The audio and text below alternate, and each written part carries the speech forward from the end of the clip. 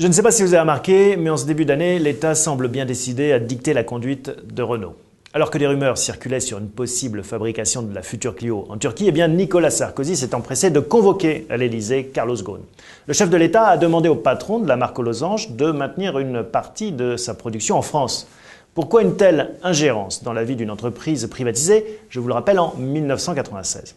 Notons que l'État est encore le principal actionnaire de Renault, mais avec 15% du capital, il reste minoritaire et ne peut pas imposer comme cela s'est vu aux constructeurs.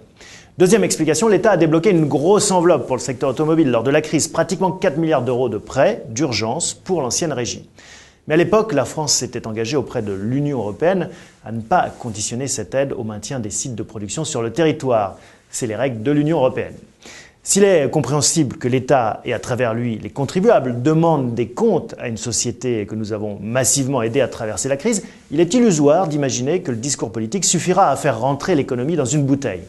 Car les lois de la productivité ne se décrètent pas. Le patron de Renault le répète, une Clio Made in France coûte 1 400 € de plus à produire qu'une Clio turque.